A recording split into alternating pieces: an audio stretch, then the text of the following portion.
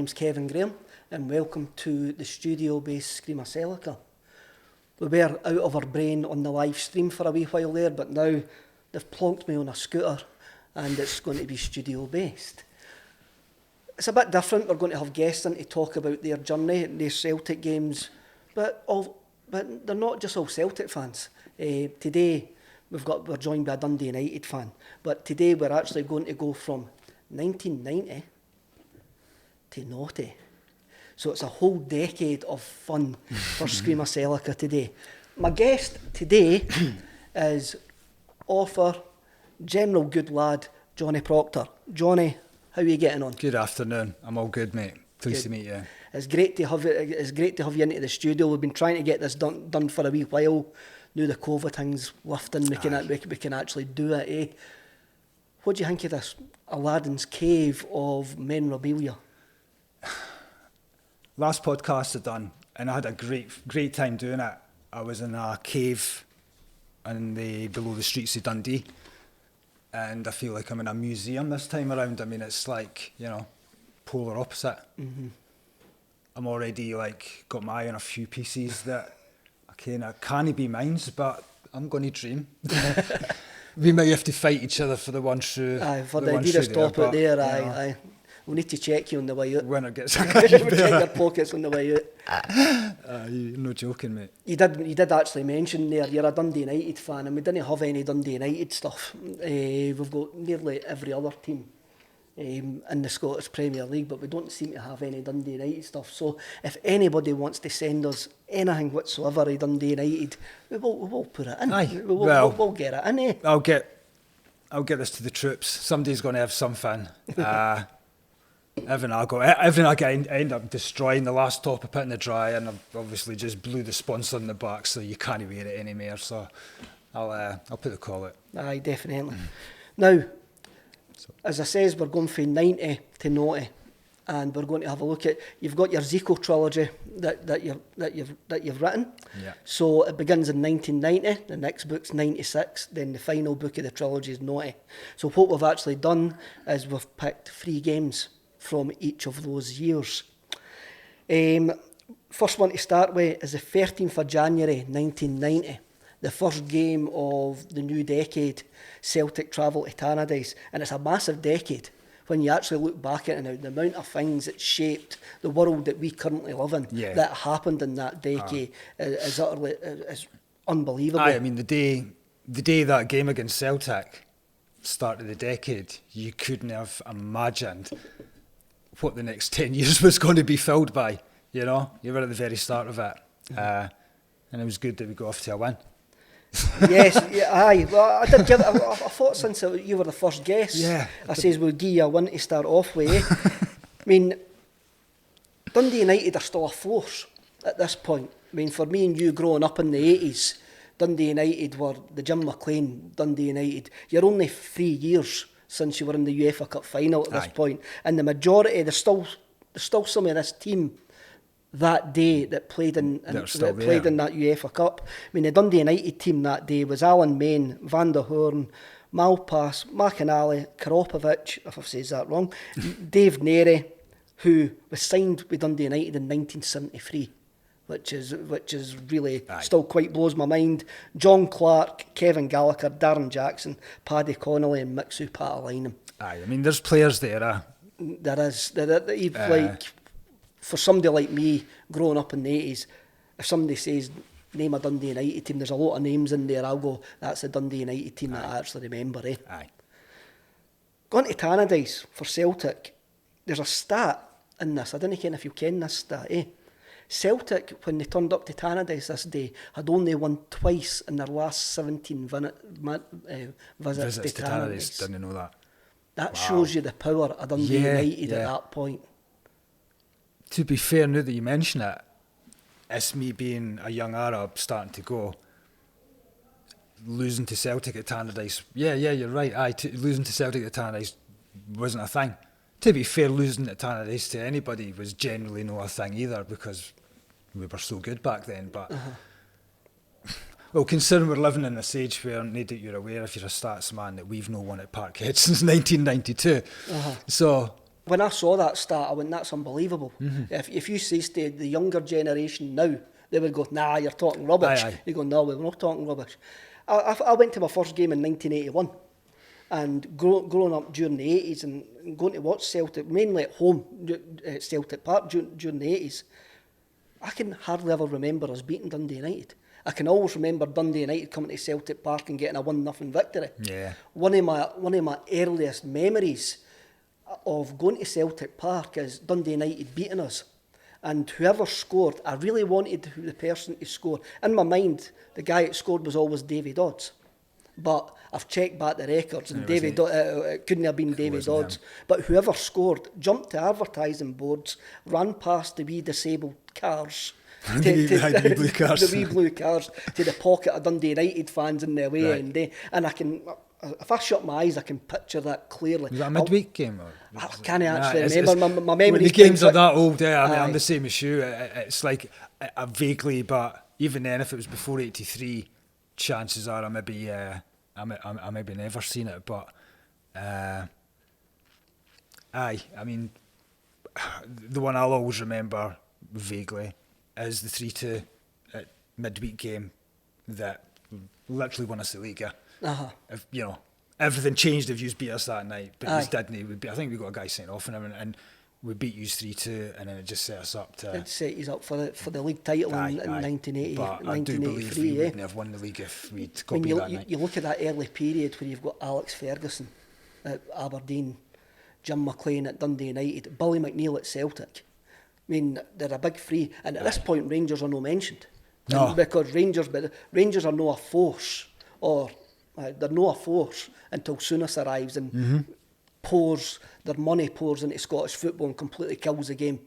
Completely kills the Scottish game. It wasn't a revolution, it was a bludgeoning to death of Scottish football. When I first started following Scottish football, I mean, clearly it's made out that Rangers are a big team. You can see it all over the papers, but it's a 7-year-old kid, and everyone's mere black and white basic, and you look at the table and you look at the fact your team beat them 5-2 the last time, and I'm like, I couldn't quite understand until that first day at Tannadice when Souness had arrived, and suddenly the away end that couldn't be filled had changed from filled, and then Rangers fans and your end as well, and it was like, what's going on here? I always laugh. I always laugh now when I hear a certain generation of Rangers fans saying natural order has been restored, and I'm going, well, when I was growing up in the 80s, natural order was used finishing fifth. That was natural order. But yeah, you're right. Guys like Ferguson and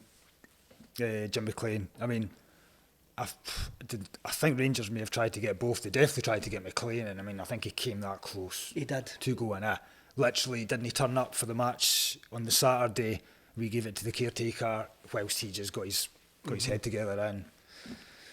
It's a parallel universe one. That what would have happened? Sliding doors. If Jim McLean would have ended up at Ibrox. You know, I would have loved to have seen him go to England, like Fergie, and just see how it went, because you know how it worked out for Fergie, and I believe those two managers were basically the nemesis, is it? Definitely. You know, you could argue they were like on an equal level, and Fergie went on to become one of the best managers we've ever seen. Definitely. And, Jim McLean just stayed loyal, but to the detriment of his career, possibly. Yeah, but you know, you never know. It's a shame. I mean, we'll move on, but it's a shame that everybody of a younger generation only seems to remember Jim McLean for the YouTube clip, like when he punches the reporter. Aye. And again, for me, that's like the Brian Clough clip. If you grew up in the when he's hitting the guy, when he's hitting the fans on the park, you go, that wasn't Brian Clough. Then you're a writer yourself, I'm a bit of a creative myself, then you've got the ones that believe the damned United is true to fact, and you go, no, it's a fictional tale of a reality thing, but it's fictional. That is no Brian Clough.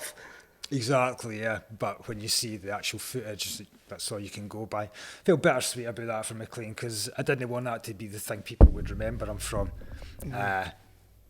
But at the same time, I thought it was brilliant what he did as well. Like, I'm not going to lie. Yeah. There seems to be the two things that keep on get brung up about Jim McLean is 25-year contracts and £17 a week and punching the reporter.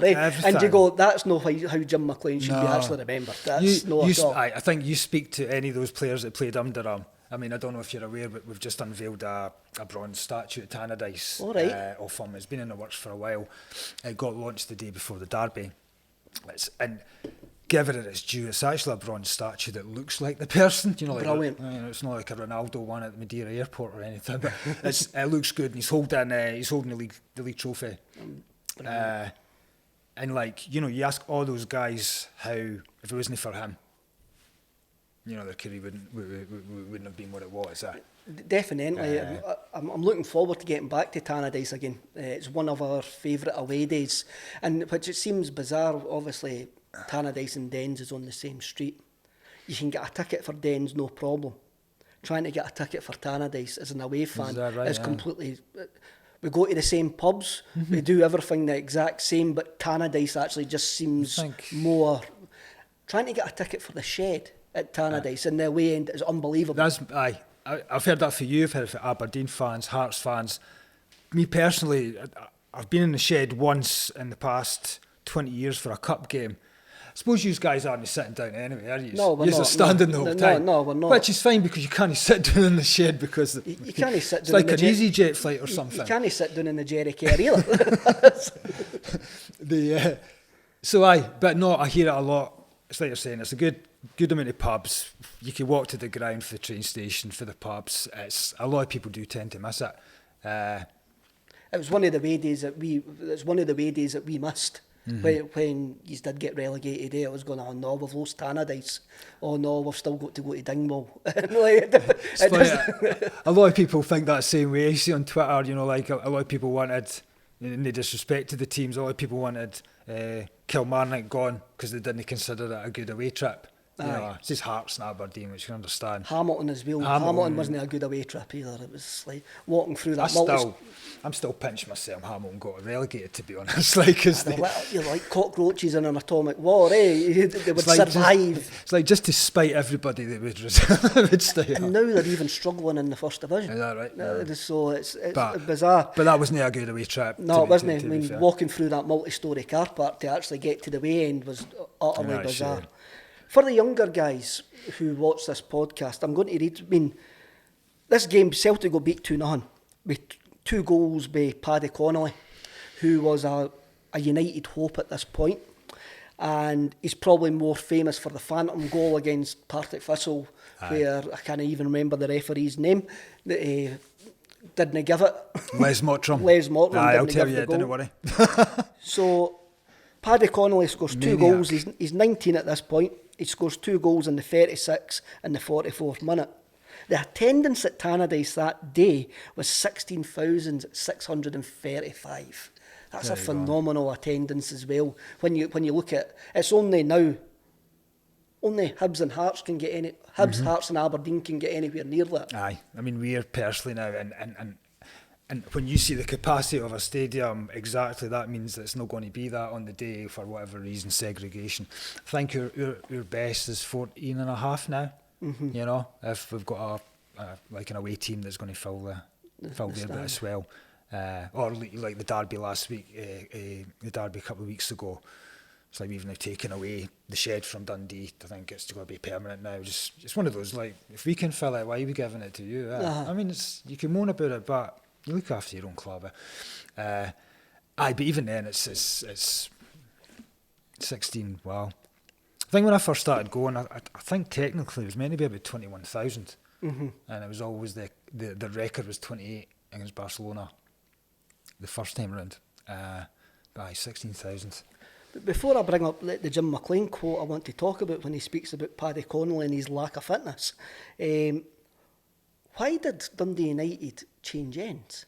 Because in the early 90s, at this point, yous have got the Shed. Yous are standing in the Shed. The Shed is the Dundee United end. Aye. I mean, it's a good point, actually, because I've noticed, I don't know, maybe something's changed past couple of years and it's no longer like a guarantee that we get that now. So, I mean, I personally can't remember, I mean, if we won the toss that day and chose not to do it. I mean, I don't know if it was the sun or whatever. I'm struggling to recall, but you're right. Traditionally, we're shooting down the way, yeah. And so, why would you know? What I always didn't understand was it's not like this slope was just suddenly discovered. It was known about for years. Aye. And I'm not believing that we won the toss every single time at Tannadice. So it's just always seemed to be an unwritten rule that unless the sun was bad, because I've seen a few times, like, you got to look after yourself. Aye, whatever happened, you kicked down the way second half. And, well, me personally, I've always sat, like, since the new, like, East Stand went up, that's where I sat. So obviously... But was there any kickback when that East Stand was built? And, like, the home end knew it was opposite for the shed. Was there any kickback there? What happened was, when it was almost near completion, there was an issue here, because it's like, so we've got the shed, but the away fans are going to get this brand spanking new end. Is that what the issue was? And it was like, so they gave the United fans the choice. I can't remember how the vote went. Obviously, this was before the internet, so you couldn't do it online or that. But I think you had to fill something in, and basically, I think the majority must have said, no, give us the new one, put the away fans up there. So, quite a hard one for fans, to give up their definitely territorial. Aye. For something brand new and shiny, and... and I've always said we'll never ever do it, but I would always love to see United build another East Stand at the shed end, and that would just round that ground up perfectly. Perfect. But but that's I'm not sure what we're going back a while, but I'm not sure what the stats were who wanted to stay, because you know for a fact there have been some United fans saying, no, stay in the shed. Stay in the shed, traditionalists. I would have voted to stay in the shed. Give the away fans a shiny new thing. We want tradition. I'm not really one of the ones that worries about comfort at a football stadium once the game kicks off. Aye. You hear a bit like Italian fans that stay away, like the Juve that would never go to this Dalle Alpi because they didn't like the stadium. But it's the football team you're going to see. Aye, I know. Jim McLean, Paddy Connolly scores the 2 goals in this game, and Jim McLean says after the game, Connolly lacks belief in his own fitness. Paul Sturrock has been taking him for 20-minute cross-country runs because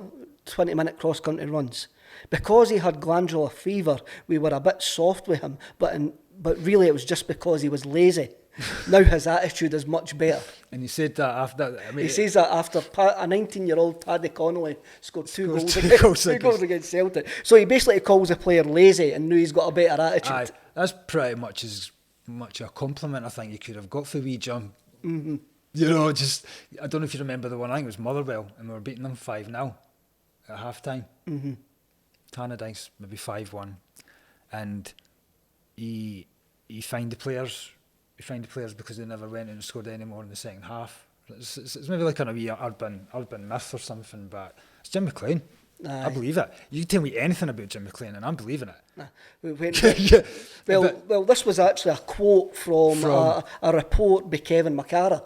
So I'm virtually sure that Jim McLean did actually say this. Quite official, aye. The viewers are probably wondering why I've picked a defeat for Celtic to start off with. But this is a massive game in Celtic's history as well. And I'm wondering if you can maybe guess if I say to you, Roy Aitken had recently left to go to Newcastle. So this was somebody's first game as captain for Celtic. Stepping up. And let's I mean, it's big boots to fill, wasn't it? Mm-hmm. The player that stepped in was Paul McStay. This is Paul McStay's first game. What age was McStay? Sort of would have been back then. He would have been 26 maybe at that point. So this was his first game as captain. Imagine that. It's a big moment for Celtic fans, even though football's about to change at this point. The English Premier League's about to start. Celtic are about to go into a period of downhill, which McStay's captaincy is always remembered by. But the fact is, this was Paul McStay's first game as Celtic captain. I never knew that. So Aitken moved in the summer. Aiken moved in the winter. He moved to Newcastle, I think, November or December. It was January game, wasn't it? How did McStay these are the Celtic guys. Did McStay just keep the captaincy from Yes. when it was awarded? He was a club captain until he retired in 1997. He was a Celtic. He was Celtic through and through. Celtic through and through there. So he's one of these players. He talked to guys, football legends. Quite recently, Rio Ferdinand's been talking about him, and anybody that played at that era, you ask him, who's the best player you played with, or the best player you played against, and virtually every one of them man will say Paul McStay. We recently spoke to Mike Galloway, and who's Scotland top is behind me there, and he went like that. He says McStay could have played anywhere in the world. He was that good at that time. He says you were coming in to the dressing room and that, and Inter Milan wanted him, Juve wanted him, Serie A was the biggest league at the world at this point, and they all wanted him. There was the big teams wanted him to go to Italy. Eh? So this is an important moment for us Celtic fans when we actually look back, even though it ended up in a defeat. Aye. Do you think the captaincy was a party trying to keep him? You know, like if these teams are getting linked and just a wee extra. Because I appreciate the status of being a Celtic captain. You know, I think it was maybe something he was always destined to be, Johnny. Aye. I think it was always just a destiny. The McStay family name linked with Celtic, that he was always going to be the captain. And the thing is, he was that good. But when you look at the Celtic team that day, and I'll just quickly read it out, you've got Bonner, Morris, Dovcek, Galloway, Elliott, White, Maffey, McStay, Jakanowski, Fulton and Muller.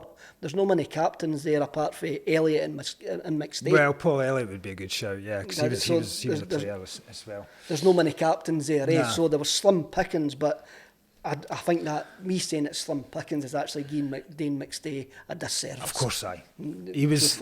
You know how it works. When you support another team, you only see somebody like Paul McStay. And let's remember, there was no many live games in those days. Aye. You literally seen him in the flesh when you went to Parkhead, Tannadice.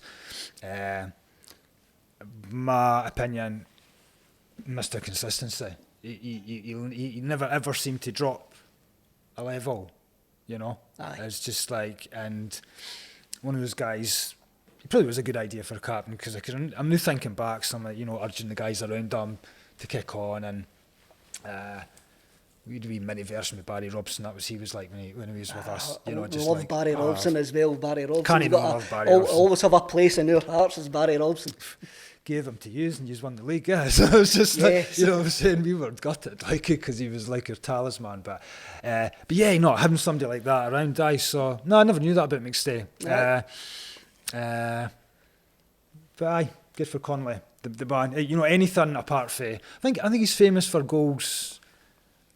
I keep wanting to say he scored a hat trick against Rangers, but I may be wrong. He's famous for the phantom goal, obviously. The phantom goal, aye. Which for us, just still blows my mind out. For me, he was always a player that was linked to us as well.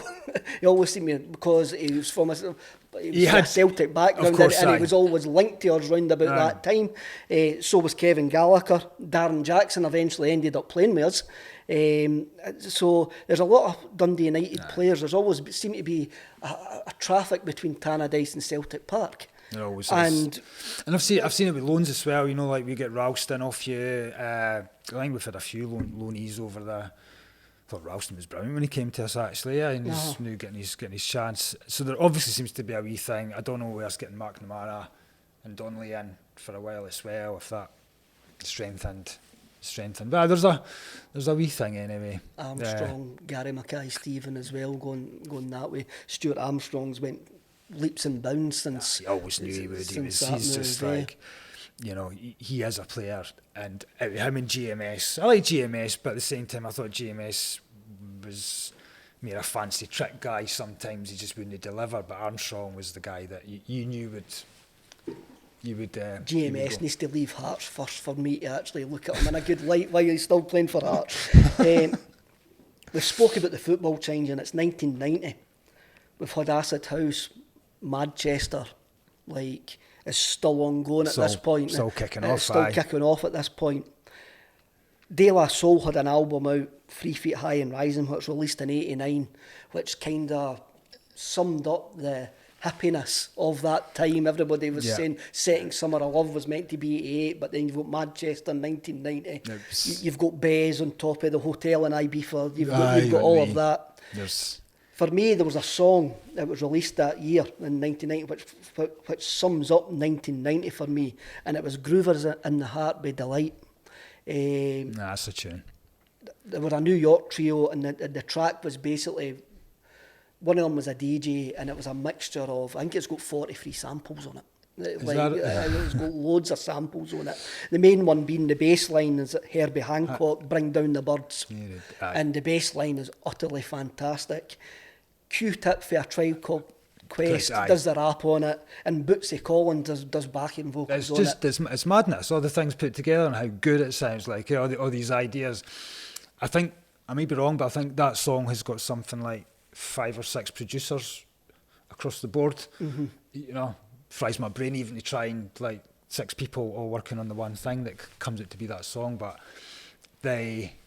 anything with Q-Tip, you've got maybe there, because he's the guy's one of the best rappers out there. See for me, always has been. The bass line. The bass line is the hook through the whole song, and it's got loads of wee cartoonish, like, whistles and bells going off. There's just loads of stuff that just doesn't make sense, but it actually makes sense. It makes sense in the sense. context of that record. It's a psychedelic record. The video is psychedelic as anything. Even the one piece that Lady Miss Keir wears and everything, that looks like it's from the 60s as well. Like even her hair, actually, you think with the band and everything. I know that was probably a good example of this. I mean, because it's 1990 that was made.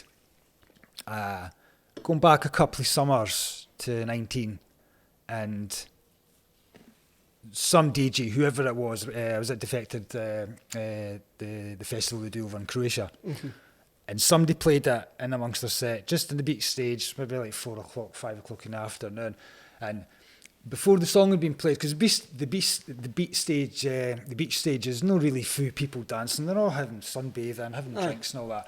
But when that tune came on, the amount of people that had just been lying on their sun lounge, and suddenly you could see them up and they're just moving their head and having a wee dance in their sunbed.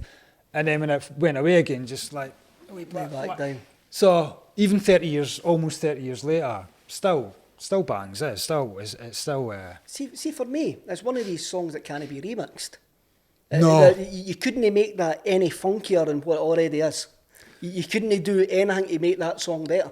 Well, that's the thing. Somebody, I don't know if you're aware, I don't know the name of the woman singer, but they've done a remix, they've done a cover. And it's so close. And that's probably the best compliment. You don't want to make it any different. And instead of Q-Tip, it's Black Thought for the Roots, and his rhyme is really good as well. It's a good cover, but that's because it's literally just... You couldn't rip it apart. There's no way you can rip that apart. You try to slow that bass line down or take that bass line and do something else with it. It's not working. It's really not working. For me, it's a song that perfectly captures. There are a lot of songs that capture 1990.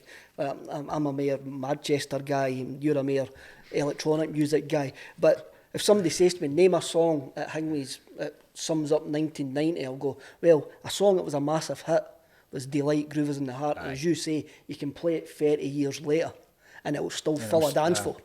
Absolutely. But you can, and 20 years from now, same result. It's one of those songs that was nothing ever like it before. And there's never been anything like it. And that's what it sticks out. If some bands try to copy it, the Avalanches, I think Fatboy Slim's got a bit of an influence in that, but there's been nothing to touch it. Nothing to touch it whatsoever. When it's that level of genius, you just leave it alone. Definitely. You always leave genius alone. And with that, we'll move to 1996. 1996, it's coming home. The Euros that year always comes to mind. It's coming home. And also Celtic were home at... So it even says in the back of the book at the very bottom. Oh, so it does. It's coming home, but will Zico. Fantastic. Celtic were also home at this time as well. the 10th of March 1996. I had to bring up, Johnny, Celtic and Dundee United have been involved in so many 2-1s and late goals. And late goals. So many that it's almost unnatural, I would say, yeah. You know, they're low averages, but then they're Celtic and Dundee United and 2-1s and late winners, but I'm no better. Sorry. So this is a quarter-final of the Scottish Cup. And there's only 2 stands open at Celtic Park. You've got the North Stand, which has just been built, the main stand, and also there's a temporary stand behind one of the goals, which is just basically like park benches. In other ways, it was like a building site, wasn't it? The park's a mess. The park is an utter mess. What I didn't remember about this game, and when I started researching it, I forgot you were a First Division side at this point. We were a First Division side. I really did forget that, and it wasn't until I watched the highlights back. I was there that day. I shouldn't really need to watch the highlights back. So no, I'll watch the highlights back just to see, jog my memory and stuff like that. And I'm going, a First Division side? I wouldn't have. Somebody would have said to me, where were Dundee United then? I said, they were top league. They were a top league. And you look at your side. You do look at your side. Maxwell, Perry, Elvis, Welsh, Malpass is still there. Winters, Dave Bowman's still there. He was still there 6 years before as well. Johnson, Owen Coyle, Gary McSwigan and Brewster. When you look at that team, that's a top flight side. Yes, a decent team. That's a top flight side. I mean, I think when we got relegated, I think we speculated a wee bit. I mean, don't get me wrong, some of the players got us relegated, but I'm sure McSwigan came in, we needed goals to get us out of that league. But that's, I mean, from back to front, that's a team, aye. But yeah, we were, that was your wee adventure. That's all it was, one season. I actually quite enjoyed that season. Only because we got up at the end of it. Don't get me wrong, you only enjoy it because you're like, you got to all the different pubs and grounds and all that. But at the end of the season, you're like, well, I don't really want to go back to them next season again, though. Aye. But that was a disappointing day, considering the circumstances and that, you know. I like that you says that. I mean, you speak about relegation then and go, we've got to go to different pubs. Some of the Celtic fans will never experience that. We probably will never experience that sort of adversity. Aye. When this is getting formed, I don't know when folk are going to watch it. We're in a bit of a rut at this precise but you're moment not in going time. to, but it will come good. Trust me, I didn't think you're going to see the Brecon City pies, which are excellent, by the way, but there you go. Aye. It's these wee things when you go to the lower divisions. Yeah, you're watching a lower standard of football, but there is perks. You get your car parked easy. You got a pint in a new pub. You get a pint in a new pub, stuff like that. You get some home scran that's no like being shipped in with big caterers and that. But the football is also not that good. So. I need to ask you about Ali Maxwell. Ali Maxwell broke your heart in the cup final. Then all of a sudden he became your goalkeeper. How did you feel about that? That's the eternal problem for a football fan, isn't it? We've all probably had it. I mean, I maybe not so much Celtic Rangers, I suppose, but Maxwell. We've had it with Scott McDonald. We've had Scott McDonald ending a title for us and coming and being a decent player for us. You know, I've had a few. Billy Dodds is one that really sticks out to me because we hated the guy. He played for Dundee, Aberdeen, and he comes to us. But no, get away from Maxwell. I mean, Maxwell, because if you remember right, this is the time we were yet to win the Scottish Cup. Right. You know, we didn't win it till 1994. And was it 87, the Motherwell Cup final? 87 or 88? I can't remember. Motherwell, was it no 92? Sorry, this is 96. So you won the cup in 95. So we won, no, it was 94 against 94, Rangers. Rangers had a double treble that we blew on the last day there. Thank you for that. Aye, obviously somebody came along and actually got one. Eternally grateful for that. So yeah, but it's a classic case that once they, my opinion, when they put your shirt on, it's like a clean slate. Unfortunately, if they start off badly, then it's tougher for them. But I mean, somebody like a Billy Dodds. Hiya Kenny Miller. Aye, something like a Billy Dodds. He scored a hat-trick in his first full 90 minutes. Welcome, Billy, you know. Aye, Yeah. we're fickle, eh? Football fans, they're there or they're there, and they're never there. We're extremely fickle. I've seen it. I've seen it for you guys for the past 2 months, to be fair. Like, so Ali Maxwell, and I mean, I think he was a good keeper at the end of the day. Yeah, I can't help but feel if Maxwell was in goals by the time we got promoted, he must have been. But he put off a few good saves that day at Parkhead. If I remember right, forget what we're going to talk about in a minute. The actual first 15 minutes, he has 4 saves. Celtic had a lot of chances that day. Let's despite the fact we were winning, not getting away from Celtic were like all over us. And you're right, he saved that game for being over before. For me, it's a tale of 2 goalkeepers. In the first 25 minutes, Maxwell has 4 or 5 great saves to stop us going 1-0 up. He doesn't make them saves. The game's over. Completely done. Virtually in the first 20 minutes. Yep. Then Gordon Marshall, in goal for Celtic that day, decides to go for a wee wander and bring down Owen Coyle, I think it is. I think it's called. Brewster. Brewster. He brought and he down. doesn't just bring him down, he actually lifts his foot. He lifts his foot. He lifts his foot to bring him down as well.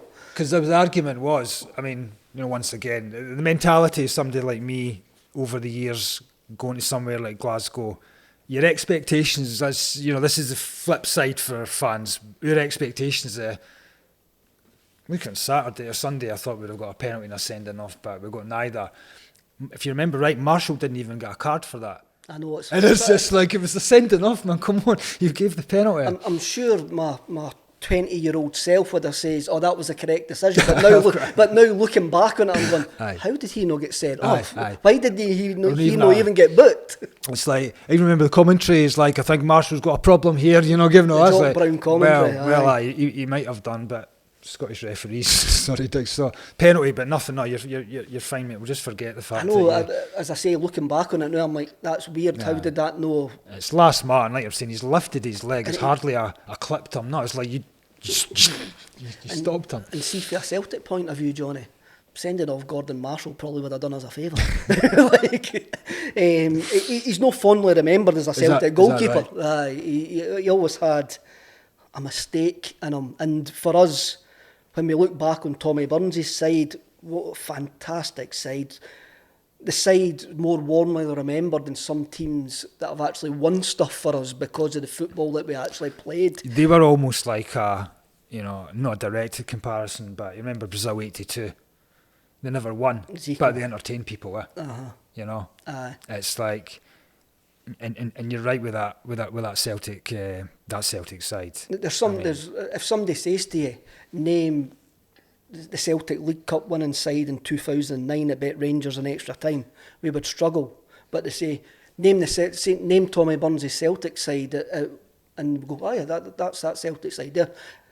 For me, that's one of the reasons that I do support Celtic. That we've got a romantic way that we want to play football. I mean, unless I'm wrong, did you know at one in the same game, Tannadice specifically have Di Canio, Cadet and Van Hooijdonk all on the pitch at once? And Andy Tom.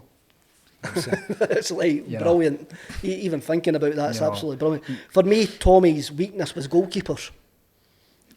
During his time at Celtic, he had Pat Bonner, who was a veteran by that point, Gordon Marshall, and he eventually ended up with Stuart Kerr. And 3 of them just weren't up to the task of being a Celtic goalkeeper, unfortunately for Tommy. Owen Coyle takes a penalty kick and he misses it. Scores the rebound. If I remember right, it was one of those, Brewster's tried to get himself in the mix, but he's made a nuisance of himself. He made his nuisance of himself. But by doing so, he's kneed the ball in front of Coyle, who's just cheers on. And that was that. But, this is the days where you go 1-0 up at Celtic, you're just waiting on the Alamo after that. Then you've seen it before, and you're going to see it the next time you play there. And so the thing is, Johnny, I'm going to need to mention Owen Coyle's hair. because it was such a tremendous bushy hair. He actually looks younger. He looked younger in his age at this point, Right, aye. than he did. It was one thing I noticed. Dave Bowman as well always reminded me of somebody who, not remember the Hitman and Her. Aye, Pete Waterman. Pete Waterman and Michaela Strachan. I always used to picture David Bowman standing behind him in an Essex nightclub dancing away, just with that long ginger hair. It was like, you know, it wasn't quite a mullet, but it was just like, you still had to be a bit loved Bowman. I think he's still at Tannadice now doing stuff, but he's not somebody I would have went in for a 50-50 ball with, put it that way. You had some amount of one club guys round about that time, Aye, guys that just stayed their whole career, well, that's probably because they signed a contract and couldn't get away after that. It's like 15 years, mate. Signed it. No, we did. I mean, it's a difficult thing to see these days, but I mean, I could rattle them off like your Malpas, your Neri. I mean, Malpas had 2 testimonials. I mean, when you get 2 testimonials, definitely. It says it all. Wow. Aye. So for as harsh treated as so-called Jim McLean must have. I mean, suppose by '96, McLean was gone anyway. But I think it was Billy Kirkwood was the manager.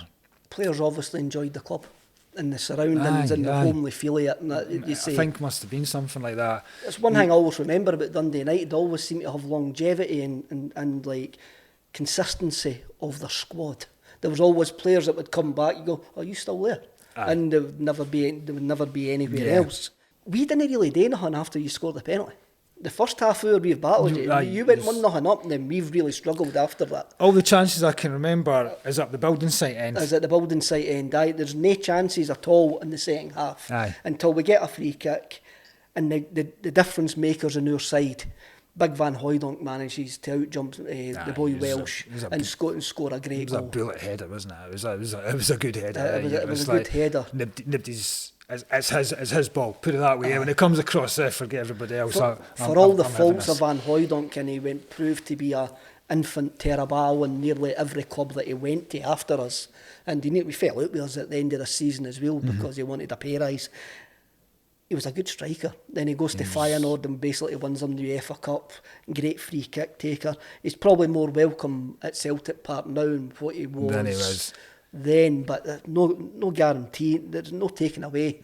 We wouldn't get a Pierre Van Hooijdonk now coming to Scotland. Aye. There's no way we would get a Dutch international coming to Scotland after scoring 20 goals in the Eredivisie.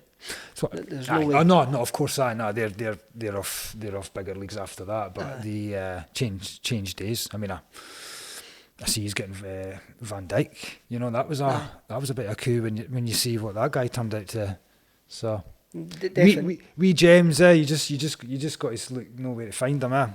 It's interesting from an opposing fan point of view that you mentioned the three amigos, as we called them, Di Canio, Cadet and Van Hooijdonk. Nobody ever mentions Andy Tom. And Andy Tom was the first of these European breakthrough players for a day. That was a boy with a pedigree, It's just it was like, you know what, I think just because the other three for their own ways were larger than life, Andy Tom had that just get the job done. East German East mentality. German efficiency, just like I didn't need to be causing all bother, like, you know, getting everybody looking in my direction. If they look at me, it's because I've scored a goal. Or when you look at this winning goal, Owen Coyle loses the ball in the middle of the park, and it's not a pass. I can't remember who tackles him for Celtic, but he just tackles Coyle and the ball bursts through. And it's off then, There's no other player on that park apart from Andy Tom scoring that goal, because he was the only one with that pace to take him away from the on-rushing Dundee United.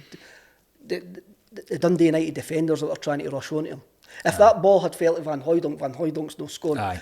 He's were unlucky that it fell to Tom. There was a wee period where I thought, I can't remember who their defender was, but it was one of those ones like, you want to take a red card? Feel free to step in and take a red card here, mate. But nah, I didn't think they got near him. Maybe didn't he? It's maybe it's like, I'm always like, when it's a one-on-one situation, if you can just avoid it at the last minute, just take the red. Especially in a cup tie, when you've went into the 90th minute and there's a replay at Tannadice coming up. You're going, you're maybe being a bit harsh. Having watched it back, I'm going, none of them were actually anywhere near him to actually have that that thought to try and do that. But I'll be honest, see, because, well, Van Hooijdonk, 89 minutes, was it 89? 89.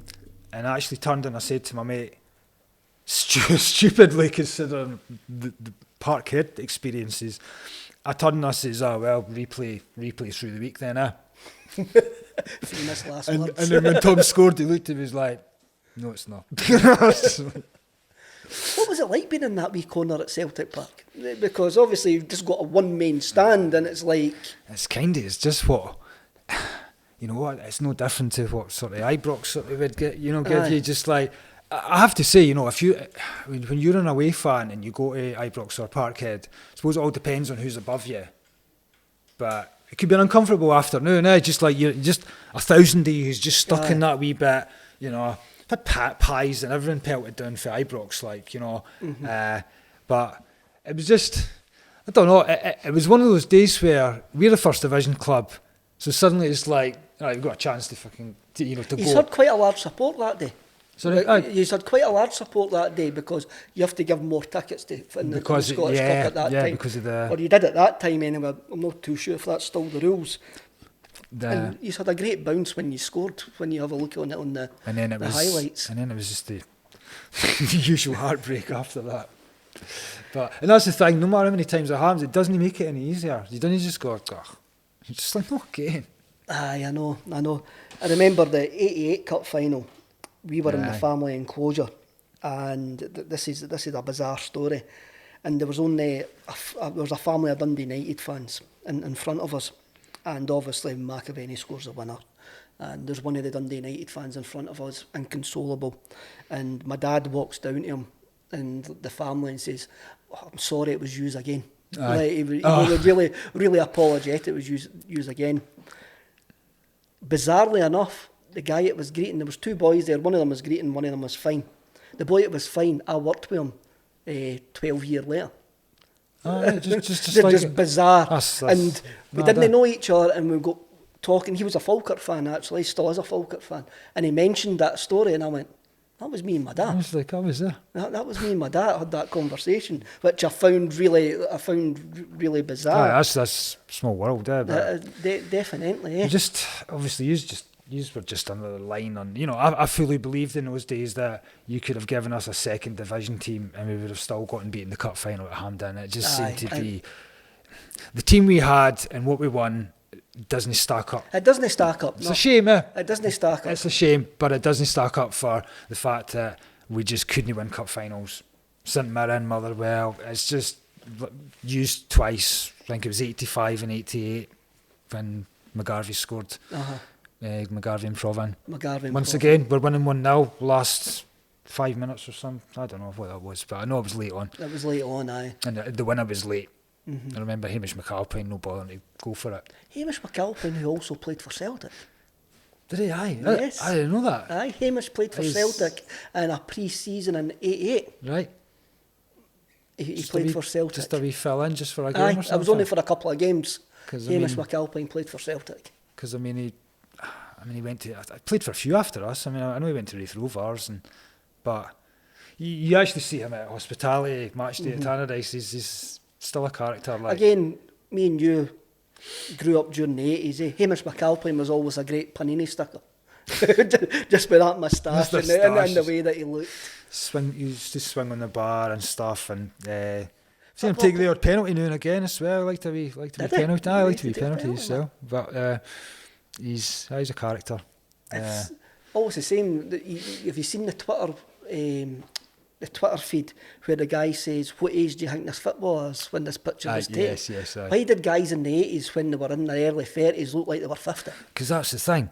You know, the tendency when you're a wee boy, anybody older generally has a big man type of thing. But still, I mean, the amount of years difference between me and Richard Gough is probably not that bad. But yet, he looked far older. He's got the kit on. He's obviously a man, a giant man. I'm just a wee kid at the game, but I don't know. It was just something about that. There's just like they just take on such a higher bit of importance. I remember even like when I would see away teams come in and all these guys like Miller and McLeish that I'd never seen in the flesh, and you know, I don't don't know if the shed is. I don't know if you had it at Tannadice, but we had old days. You had like a wee wall right at the front of the stand, the terracing, and it went along the front of the shed, and it meant you could sit like the kids, so the kids could get sort of like on the wall, and basically so it was rows of kids. So you're seeing somebody like a McLeish coming to get the ball for a throw, and I'm just like, size of the boy. I know. They'd become something to you that one of the flesh and blood at the end of the day. I remember meeting Craig Burley and no believing the height of Craig Burley, because he looked wee and stocky on the pitch. And I met him. It was at a Celtic Supporters Club function, and he's over 6 foot, and he's built, and you're like, wow, I didn't really expect that. And as you say, but in the 80s, when you're seeing these guys coming up to pick up the ball, we're not seeing them as much as what we're seeing them now on telly. We're not seeing them as much as we're seeing them on Instagram, on Twitter, or something like that. So these guys in the flesh was like a novelty to you. Aye, and they just appeared giants to you. You know, no, that was some days. Aye, so we'll move swiftly on, unless you want to mention Gary McSwiggan's last minute goal. The following because season. because obviously when we got to 96 season, I was like, I remember 96, 97. I didn't blame you for choosing that one. That was the dramatic one. But I'll always remember the McSwiggan game, because obviously, I mean, there's a good example. We've played you in the Cup as a first division team, but then the season's ended. We've got ourselves promoted, so we are. Tommy McLean's your manager at this point. I think 6 games in, he got the job. I remember he joined Wraith Rovers. Yes. It was pretty controversial. I mean, I think we've got a habit of stealing Wraith Rovers managers. We've done it with Levine as well. But I think McLean done 1 game and then left. But it turned out to be a shrewd appointment. And for what I remember, I think, ironically, we got to beat you with a late goal. Yes. It was probably the goal that sealed Rangers' tainted 9 in a row. Yeah, right. Because that put us basically out the race to stop them doing 9. That goal, and an ex-Rangers player scoring it, and it's a decent lob. It was a good lob.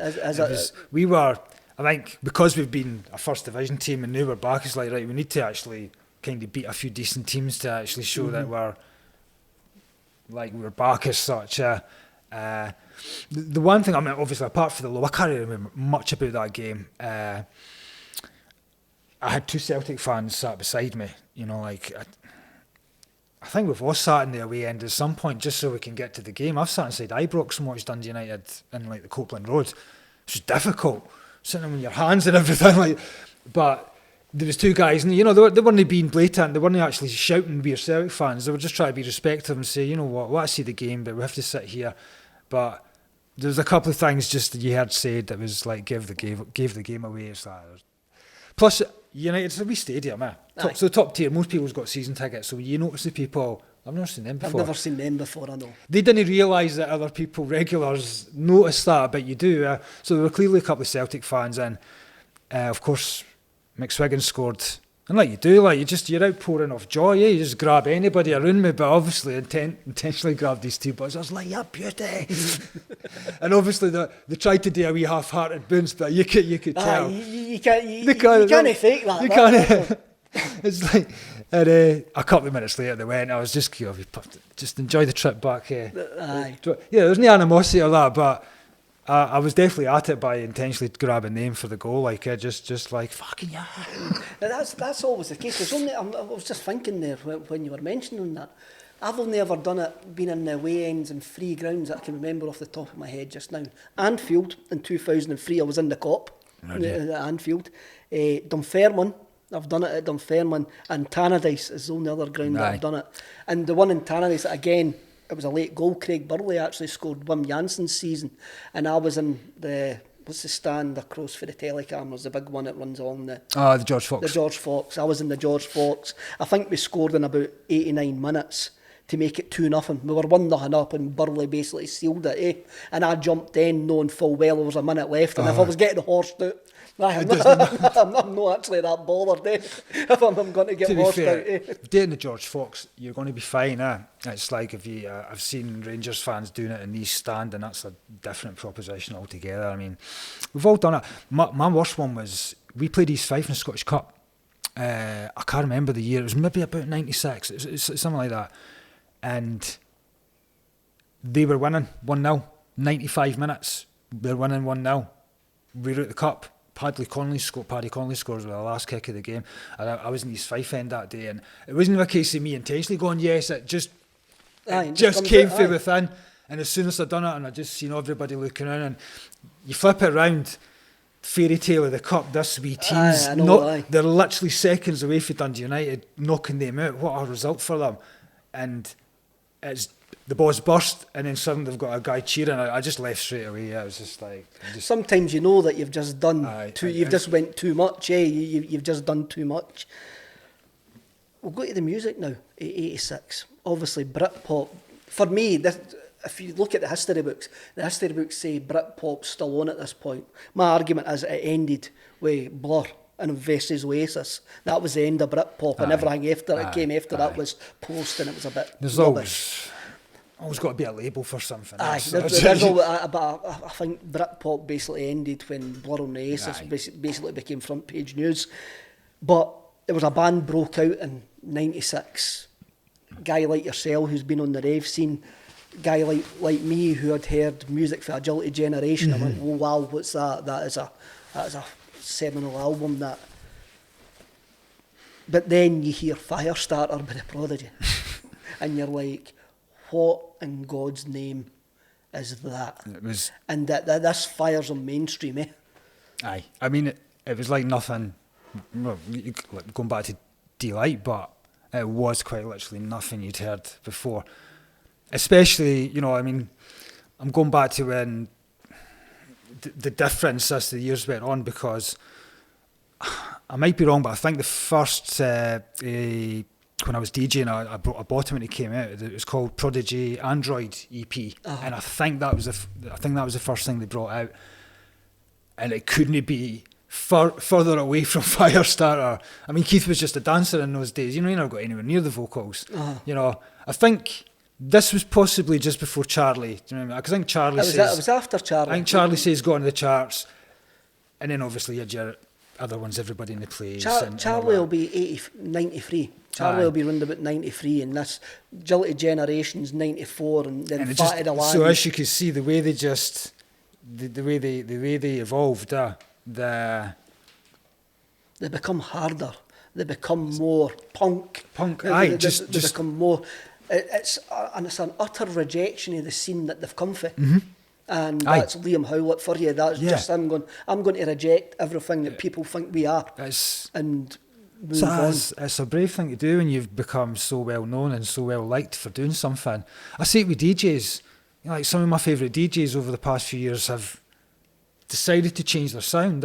It's like they're going for something else, and it's leaving me behind, because it's like, I like your old stuff, but I don't like what you're doing now.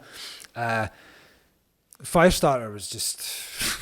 I'm thinking of the video right now. I mean, you generally didn't... even a video like that didn't represent house music in any shape or form. I could have seen Firestarter played at Glastonbury or something like that. I know, in those days they were wearing their leather jackets and all that, but everybody getting into it.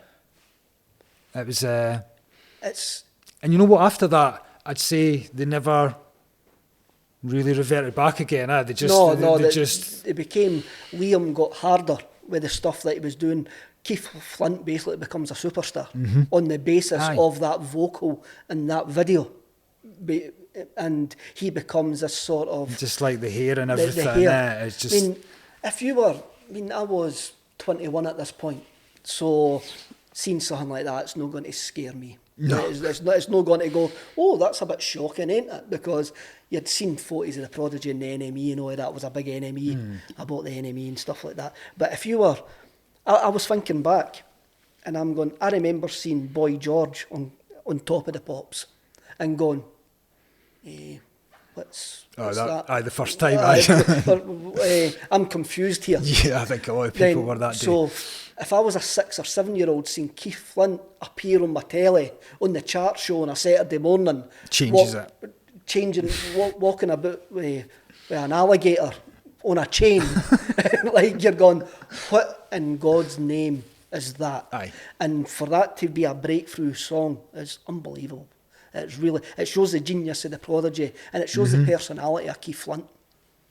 Aye, just you got to have balls to completely, you've got a winning formula that you could just continue to just tag along, just milk it. Maybe, but saying, I'm going to change it.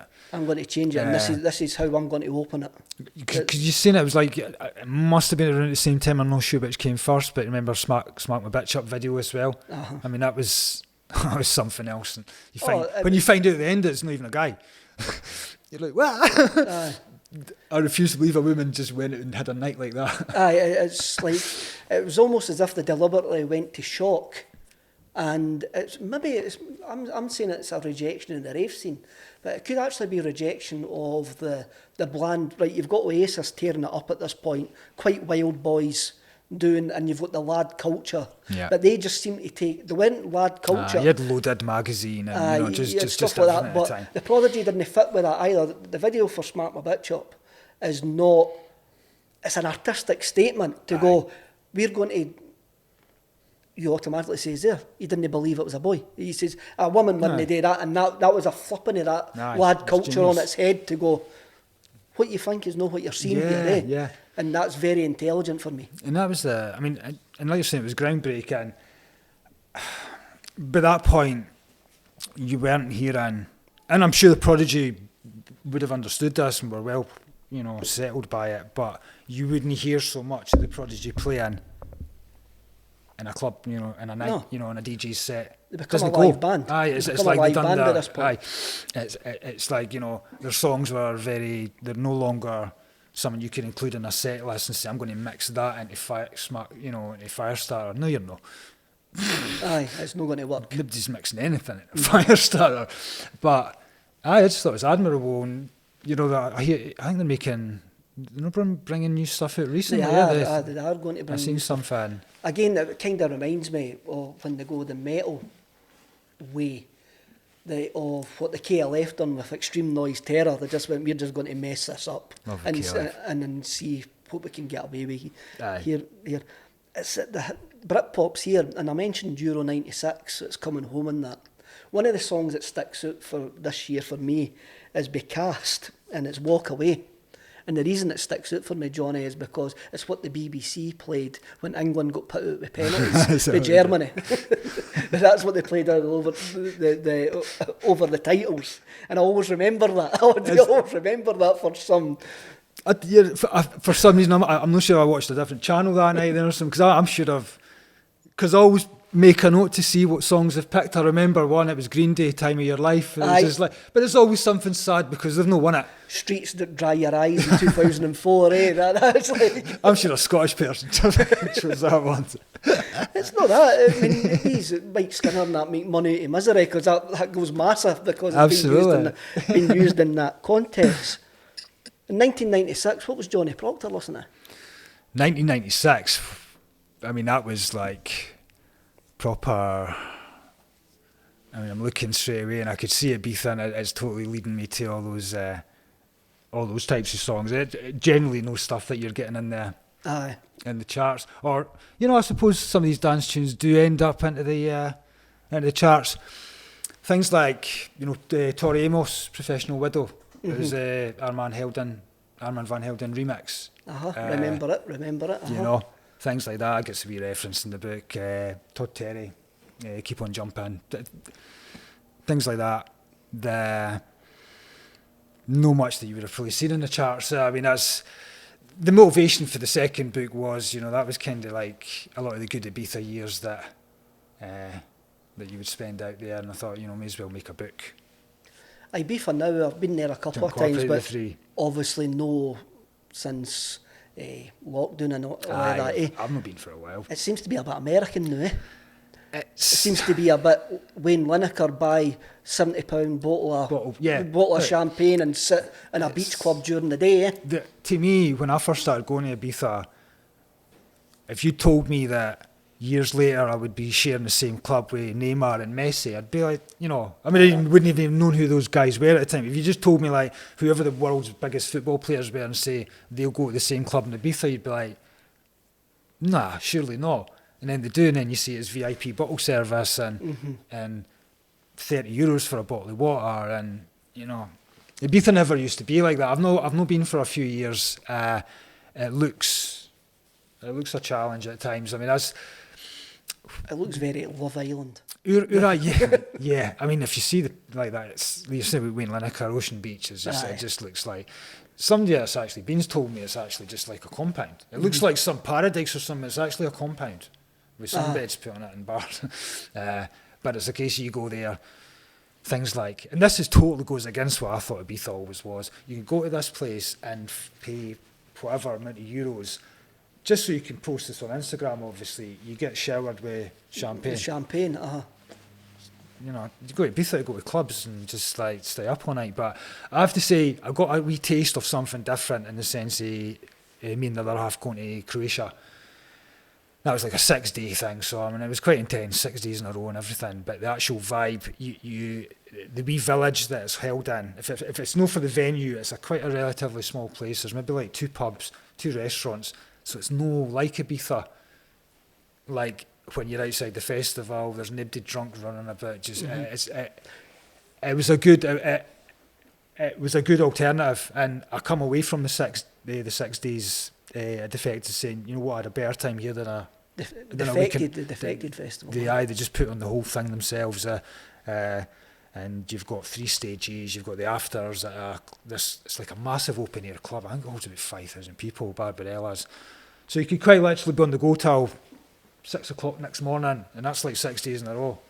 It was quite hard going at times. Still in my Croatia was always seen as the next place. It's a really nice place, really friendly people. It's really cheap. Like you get fleeced in Ibiza big time. Like a beer at Defected, despite being a festival, was working at about £2. I was at Warehouse Project in Manchester 2 weeks ago, and it was £5.50. So there's a difference. There you go. I mean, there you go, lads. A recommendation. Aye. But defected in Croatia. And Tisno. I think we should have a Screamacelica night out in defected in Croatia. 6 days rave. Doesn't seem like Croatia outside anyway, does it? I'm into that. Well, we'll end 96 there and we'll move on to Naughty now. Naughty. The year 2000. The 30th of July 2000 to be exact, that we're back to.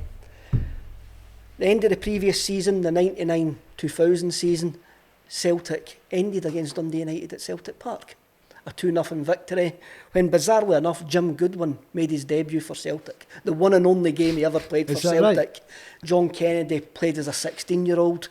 But on the 60-odd minutes, I can't remember the minute, Henrik Larsson came back from his leg break in Lyon. Played 15 minutes and was took to the Euros. So that was the reason. First game of the following season, 6:05 on a Sunday night. Sky now really getting involved in the Scottish game. Yeah. We go to Tannadice. A beautiful night. Beautiful night. It was beautiful. Absolutely beautiful night. The attendance that night was 11,761, which I still think is a decent attendance for 6:05 on a Sunday night. On a Sunday that's on TV. It just shows you though, because what I'm saying about that stadium holds 40.5, but even when it looks pretty full, you still end up with attendance that says something like 11 or 12. 11 or 12,000. But I mean, it's a night I remember well, just because of all those sort of components, like you're saying. It was a Sunday night. It was the first day. It was the first day of the season. And that was why it was 6 o'clock. Would I be correct in saying it was Martin O'Neill's first league game? Martin O'Neill's first league game as Celtic manager. It's like we've got this thing with Martin O'Neill done. You always get this with certain teams. First league game, and then his last game, the Scottish Cup. It's like, so it was the same team. But yeah, I always remember that. Even though we won that cup final, it's still one of the worst cup finals I've ever been at. Brutal. I still think Alan Archibald hitting the bar. I hit the bar, that's it's right. just like, I was right behind the goal and it was like, it's in, it's in, it's in. No, it's not in. One of the things I remember about that night is none of us wore your shirt, your home shirts. Yes. I'm not sure if yous were pushed into wearing your shirt because we wore green. Because we're the home team, so obviously we could have wore tangerine. Why did you wear green that night? Because there's a few explanations. Because of because I've been right in saying it was like 2009, 2001 season. It was basically a wee bit of homage to Dundee Hibernian. It was like, which I think it was about 20 odd years we played under before changing. So it was like, and I think we've done it for 2 seasons. I'm sure we had 2 different tops, and I'm pretty sure because it was a new shirt, we want to wear it, probably want to sell it. Was it a one-off kit or was it your away kit that season? Oh no, it was a away kit. It was a away kit that season. Aye. And I'm not sure if it's to do with some centenary or something, because obviously we've kind of 2 centenaries, because we've had the Hibs one, and then we've had then we've had. It would maybe then be the centenary of Dundee Hibs. Aye, because it was. You know what? I think I'm bad with dates, but I think Dundee Hibs could have been 1918, 1919. They were formed. Sorry. Try to work it out, but that was the reason anyway. And I'm assuming because we wanted to wear it, being the new top, we want to show it to everybody. Yous are pushed into wearing the gold ones, which is fine because we love that kit. That was a nice kit. We actually love that kit. That kit signifies a great season for us. That kit, and they've never actually tried to remake it. No. Like nobody's ever went, well, we'll go for that yellow, that gold and green. Because you get that now and again where they will go back and they'll revisit something. That's one thing I remember about Dundee United in the 80s. He's always had great kits. The Adidas kit, the simple Adidas template kits with VG on the front of it. It's just one that sticks out in my mind. The Adidas ones were absolutely minted, and then it was a slippery slope after that. So some of the makers we've had, I still don't know who the companies are. ASICS, TFG. I don't know who TFG was. The 96 game we spoke about was Pony. Lucky, I think there was one. It was Lucky. I think we booked her once. But never. Since the Adidas tops, I mean, that was the pinnacle. That was the pinnacle. The things I would do to get United back in Adidas. Back to the Adidas. It was just simple. It was the colour scheme, the orange and black colour scheme actually goes, and it's just looks classic. When you look at Dundee United in the 80s, and especially like the 88 Cup final, the 85 Cup final, and that kit is just perfect. And we should never have been moved from all this garish stuff that we've got now. And well, horrible. This is the current United top is.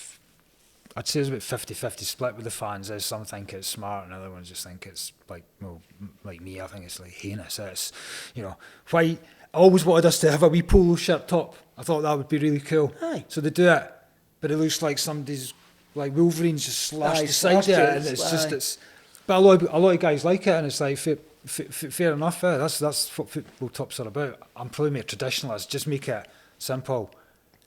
Keep the colours. Let's leave Freddy Krueger out of things here, I agree with you, Johnny. I haven't bought a replica kit since 2007. Mainly because they're not for me. I've always says if you were over 30, you shouldn't be wearing a replica kit. Me too. And that's my take on things. And especially with the name and number. With your name and number on it. Well, the cup final we were just speaking about. There's a good example actually. The cup final that he's beat us 1-0. Martin O'Neill's last game, 2005. Was it Alano, the free kick? Yeah, it was a free kick. The free kick. Aye. So that shirt that season, I just thought was terrible. TFG. Aye. The round neck wasn't round; it was all misshapen and everything. It was a horrible top, and I was like, but you know what? We're in a cup final. I actually want to at least maybe wear something. But I didn't want to wear that. Aye. Ended up, it's all thanks to you actually. You had played Shakhtar Shakhtar Donetsk. Yes. And I think they'd beat you Champions League 3-0 or something, or something like that. It always beat us 3-0. That was a standard It was a scoreline in standard Europe. score. And I remember their top was just plain tangerine, where the actual That's three right. stripes Adidas. Yes. I was like, that's the top. But do you think you could actually buy that? You think internet, you can buy anything you like. Nah, no Shakhtar Donetsk top, you can't. Apparently you could buy Kiev. Do you know Kiev? Because they were like the premier sort of. But any other Ukrainian team, forget it. Like, I ended up contacting, just messing about on Google. Somebody had actually made a wee Yahoo fan club. Like, I think Yahoo gave you the option to make up fan clubs and things. And it was a Shakhtar Donetsk. Just got in touch with the boy and said, look, any chance you could tell me I could get one of the taps? I'm from Scotland. Gave him the bum. Emailed me back and he said, look, he said, just give me your size. I'll send one to you. I'm like, honestly? And then he's like, do you want a sponsor on it? Do you want a sponsor off? I'm like, who's this guy? I said, well, if you get one without a sponsor. Is he knocking them up in his back bedroom? Honestly, about 5-6 weeks later, there's this battered package with about 75 stamps on it and everything. I opened up, it was the Shakhtar strap. Proper, like, the double lining player issue thing. I don't know if he had a connection to the club. So I sent him a United one. It's a wee sort of, so somebody in Donetsk got a Dundee United top, and he was saying he was going to wear it to their stadium. And I was like, well, I'm going to wear it to the cup final, and spend half the day. That's brilliant. That's fantastic. When you hear wee football stories like that, that's brilliant. Total strangers, like, the guy didn't ask me for money to begin with. He says, I'll send you it. So therefore, I didn't have to send him something back. But I mean, it's the right thing to do. But so I'm the same as you. I'll buy a football top, but I'll likely not buy main one.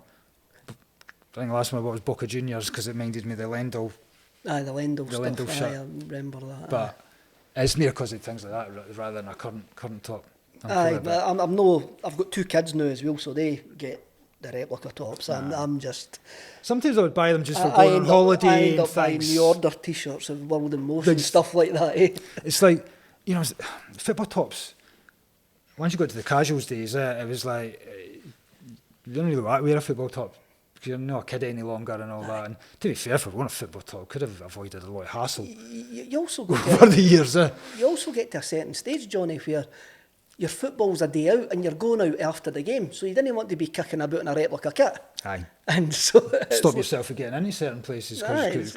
So you don't. So you are going dressed to the football because you're going because you are going out after it. And sometimes, as you say, especially if you've got certain labels and that on and that, it's just it's a compass to be attracted. Yeah, absolutely.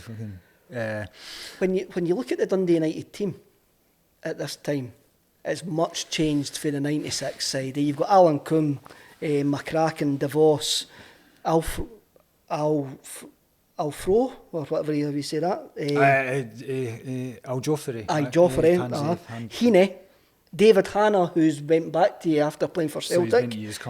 Buchan, Craig Easton, Patterson, Alex Maffey and Stephen Thompson. It's a much change. It's a much change Dundee United. No disrespect, but it's a big climb down to the previous 2 teams that played you. And it's probably an indication of life not really working out anymore for Dundee United. You look at me when I started going, it was like, beat anybody in Europe that cared to just show up and play us, and then get to the year 2000, and you look in the space of the 10 years. I go back to the Kevin McCara match report of the first game on the 13th of January 1990, and he's talking about how surprised Europe will be that Dundee United might not be there at the end of the season. Yes, exactly. Then 10 years later, there's a side where you can see a decline. From a Celtic point of view, this is a point where we actually see a change in our fortunes because Martin O'Neill is now rocked up. Even that day, we've got Jonathan Gould in goals. Big Rab Douglas hadn't actually signed for us by this point. Alan Stubbs, Yusuf Al-Harn, Tom Boyd, Stephen Maye, Jackie Mack, Paul Lambert, European Cup winner 2 years before, Eyal Berkovic, Stan Petrov, Larsson and Sutton. Nice. The difference in the quality of the 2 squads when you actually see it, say it out loud. Even if like you could have kept that team and we maybe bring along a 96 team, there's still a gulf there. There's still a gulf. So to actually have that team up against our 2000 team, it's Yeah, there's a difference, and it was a. We were in that period where just crazy decisions were being made. I mean, we were just bringing players from all over the world. Like, you know, we're the famous team that signed somebody and signed the wrong guy, and Aye. what were Rojas. But, you know, we've had a few things, and that was showing you where the decline was kind of coming, because, I mean, your two strikers there, Alec Matthew and Stephen Thompson. Matthew was there. No, this is the same Alec Maffey that played for Celtic on the 13th of January 1990. And did he go to Newcastle then? No, he went to Morton. Then Newcastle, then Ipswich, and then... I may be wrong, because you know newspapers talk, they're not exactly accurate most of the time, but I understand we paid more than $1 million, or around about $1 million for Alec Matthew, so it's a lot of money for a Dundee United. We thought it was a coup. Getting a guy for the English Premier League. Again, we go back 10 years. Dundee United paying £1 million for somebody. Celtic paying £1 million for somebody is no in the ballpark. 10 years later, the game's awash with bank's money, because it's not the club's money. It's not the club's money. I mean, and you're paying £1 million for Alec Maffey, seemingly.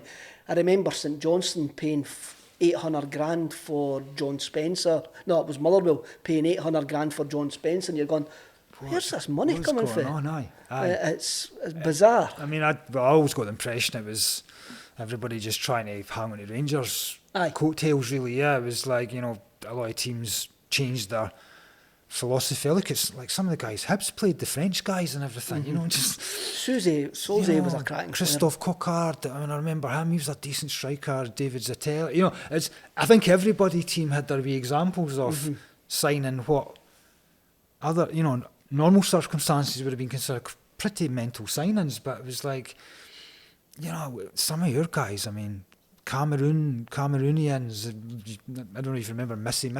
What a name for a guy. It's like, the clue's in the name, eh? Gerard Nixon. I always remember Gerard Nixon, aye. Well, remember Golak tried to say that he was worth 20 million, eh? We were like, that's right, aye, Golak. Who could have been the Celtic manager at one point as well, could Ivan? Love Golak, like, absolutely love Golak. I could have worked for you guys, but I mean, you're talking about our side, you see straight away, that's the Martin O'Neill early doors team, and he never really changed the philosophy. I mean, I always used to liken your defenders like Monsters Inc. or something. They were always big guys, and Baldy and Ramon Vega and even Stubbs. Like, they were always big guys that O'Neill put, but up front it was guys that were just would punish in a heartbeat. There's an argument about a style of football, and there's a winning style of football, and there's an aesthetically pleasing style of football. And while Martin O'Neill, as you said, they had the big guys, I love that description, Monsters Inc. I love that. I could just actually see them as... That's the way I viewed them, as because they just, you know, like before a game kicks off and you see the teams just like setting up their formations, and you just see Celtic and they just... Even like Tannadice, you know, it's like they would be up the other end of the pitch at the start of the game, and I would still see them lining up, and it's like, imagine playing against them. I know. 90 minutes wouldn't it have been enjoyable? Martin O'Neill built a side like that. It was the way that I would describe them as a team of men. They were big, they were English Premier League, they were athletic guys, but the jewel in the crown, it made it a Celtic side. There was a couple, actually. You had Alan Thompson, who for a period was the best left winger in Scotland, ended up getting an England cap. Very unusual for somebody to get an England cap when they're playing in Scotland. You've got Chris Sutton, like him or love him, he was one of the top strikers in England, part of the famous SAS. You had Stan Petrov, who was a cracking player, who could produce moments of brilliance. But then you've got Henrik Larsson, who is for me, you can argue with me all you want, but the greatest player ever to play in Scotland, hands down. I agree. For the 7 year that he was here, he is. It's one of those ones that as a United supporter, and I've seen Rangers Celtic so many times, and I rank Larsson above Laudrup, but I feel privileged to have seen Laudrup as well, because the guy was... If somebody asked me who's the greatest Rangers player that you've seen, I go, Laudrup. Laudrup, I mean... Laudrup was only here for 3 years, though. We had Larsson for 7. But he just... you just epitomised, though, in that game, you know, as far as I remember, I don't think we were getting battered in the game before he scored. It was like it's first day of the season, people feeling themselves out and that.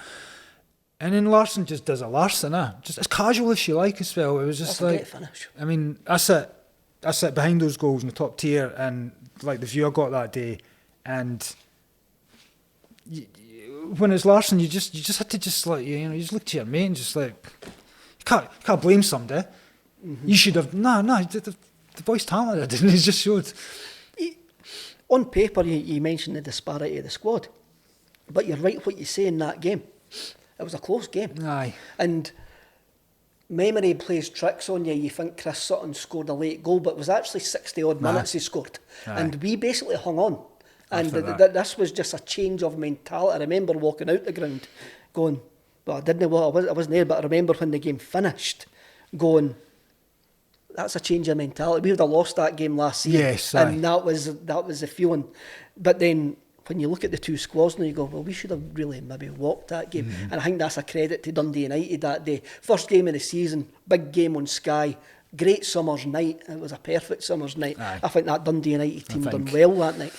I think it was one of those, especially being first day of the season, like you're you know, one of the books I cover the first day of the season, how everybody's full of positivity. Oh, it doesn't matter who you support, it's the first day of the season. Anything's possible. Anything's possible. Anything else. And there you go, and it's like, it was, so Will's disappointing to lose because, like, you know, unfortunately you play Celtic or Rangers in those days.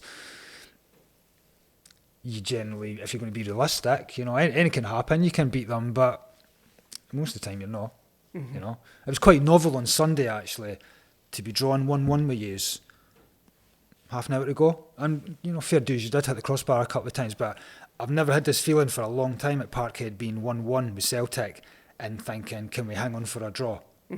I actually was thinking we could win this game today, yeah. You did have a chance in the last minute. The last minute, and it's like you always get that chance. I mean, like I'm saying, crossbar saved us and stuff, but that was like, I've not had that feeling in a long time. But whether that's the next time you go to Parkhead and the team's gelled, maybe no. Who knows? But we can't argue that. But and that could have only been, when was your Rangers Celtic 6-2? Was that the next week? Couple of weeks later. Couple of weeks later. That was 2000. By this point, myself, I reckon the music I'm into is disappearing. It's not as strong. I'm getting older and stuff like that. But I worked in a warehouse at this point, and it used to be Radio 1 all the time that they would play. And this song, ODB, Got Your Money, featuring Kelly's, I always used to stop when it came on just because of the breakbeat that the Neptune's production came in. And it's not so much the song. The song's a good song. It's no ODB's best song by a long shot, but it's just the fact that this was a massive hit with a member of the Wu-Tang Clan, who were a massive, who were a big part of my life at that point. And it's a great pop song. You can actually feel Pharrell Williams' hands all across this song by ODB. The production. It's the most, like, if you were to think ODB is going to have a song on his own, it's the most anti-ODB song we would possibly ever expect to hear. Right? It's built to be a hit. You know, it's just like, it's clearly with that, it's got everything, like with the singing and all that, but it still blew my mind. It made the charts. Shows you things come on. I mean, obviously, like, you look at songs that have been charged, banned in the charts and everything, but some of the lyrics in that is just like, it's a very, very risky. You know, he's talking about what Eddie Murphy showed him back at the house and stuff like that. That's no Radio 1 stuff. And you know, even calling women bitches and stuff like that, I don't think that's. But I remember when it was played on the radio, the first line is always beeped out. Then the second line comes in, and as you say, the subject matter is completely off. But yeah, at the end of the day, you're never ever getting older to record a song and it be No, sunshine and lollipops. He goes into that character, and well, it wasn't really a character. It was him. Aye. But when you listen to other stuff that he does with the Wu-Tang, like Shimmy Shimmy Ya, and you hear this, you go, like how can you go from doing Shimmy Shimmy Ya to doing this? Because basically, even though the Wu-Tang were massive in America, this made him massive as a solo artist. Just the many people that didn't even know of the Wu-Tang Clan, but they know of him. Mm-hmm. But it's always the way. It's like you're saying, it's not your favourite song. No, my favourite song. Brooklyn Zoo's my favourite song. I love Brooklyn Zoo, but it's so far away from Got Your Money. Mm-hmm. So far away. I think it's a surprise. It's a surprising nature of this song that it jumped out when I was looking at the songs of this year. I went, wow, and it just took me back to this period of flying about in a forklift in a warehouse, listening to Radio 1 all the time, and this song getting played on Mark and Lard in the afternoon. You're going, how can that be on daytime Radio 1? Sometimes with that radio, I've not listened to Radio 1 a long time actually, but you could see them changing with stuff like that, or they would play the Streets. You would never ever have thought the Streets would be playing on daytime Radio 1, but it's got to move on, You've got to move on. But I thought it was quite funny though. Is it McDonald's that's chosen it for their advert? Yes. Got Your Money, yeah. Aye. And me and the other half, we just have a wee laugh. It's just like it's that, and if somebody else thinks KFC's chose Ante Up. Yes, that's right. Aye, and I'm like, right, just play the lyrics then. Play the bit where they kidnap that fool. Just go. It's how these songs have made the crossover. But then you look at what Pharrell Williams has actually produced. Then you go, this is the same guy that's done the soundtrack to Despicable Me. You go, and he's done this and he's done that. You're going, it's a bizarre mix. It's when you see someone like you see someone like that. I mean, you know, be there if it's his own stuff or the Neptunes or blows your mind. I mean, I went to see Nile Rodgers a couple of weeks ago, and the amount of songs that guy's responsible for is just like. I mean, I'll be honest, it was more like my other half wanted to go, and that'll be a good night. Aye, cool, we'll go. But when I actually heard him. Like he does his wee intro if he's going to do the bit to do with Madonna or Diana Ross or David Bowie. It's just the talent. The talent in some of these people. It's the guitar. You know when Nile Rodgers plays a guitar on a track, because it's that distinctive a sound that he's actually got. To end the noughties, I'm going to ask you a question.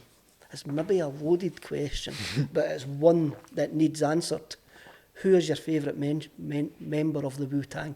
My favourite member of the Wu-Tang, RZA. I answered that straight away. And you know what? He's maybe not the most colourful and all that, but what a talent the man is. You know, that's just straight away. I didn't have to think about it, but that's extending past just the music as well, though. It's just the guy's mind. You know, he looks to be always on the grind, trying to do something. I mean, Raekwon's one of the best, lyrically, Raekwon's one of the best rappers. I mean, I wrote a piece about him for a website. Sabotage Times, by any chance? Was it the Sabotage? Used to write for Sabotage. Aye, it was Sabotage Times, and it was for his new album. And I called him a lyrical weapon of mass destruction, and I seem to mind he quite liked that. Because that's a great. It was like, you know, just the way he just comes out with it. A lot of talents in there, but I've got a lot of time for the RZA. His beats, the beats that he comes out with. And Johnny, you're a novelist. This was your first book here in '90. What was your state of mind when you decided to write the story of Zico? The state of mind is quite a funny story as such, because there was no dream, there was no aspirations to write a book for me. I was happy, you know, like you were speaking about earlier, I wrote for Sabotage Times and a few other websites, just in a wee bit of freelancing, and just whoever wanted that, you know, pieces. And it was through that, one of the websites I worked for, that I wrote pieces for, they were setting up their own publishers. And you said, look, obviously you've submitted a lot of consistent stuff to us over the past few years. How about a book? Because we're going to be looking to get a wee portfolio together. I was like, you know what, I'll do it for a favour then, because I just couldn't, you know, the time that consumes you writing a book, it just takes over your life, and I didn't want that. But I went ahead and done it. The reason I chose the subject, I chose just a random thing. I'd been watching Quadrophenia, and the way that Jimmy just falls in love with the subculture that he's in, and then how it can turn sour. I like that story because it's no showing you all the glamorous part. Exactly what I do in that. I mean, I think Zico gets his arse put in his arse more times than he puts somebody else on their arse, you know. Same with drugs. It's like I show you the both sides. It's the, you know. So I thought like maybe a wee bit more updated version of, I mean, it's not quite an updated version of Quadrophenia, but the same ethos about like a kid who's just completely seduced by and being part of something. Instead, no, the early 60s, it's 1990, 89, 90. And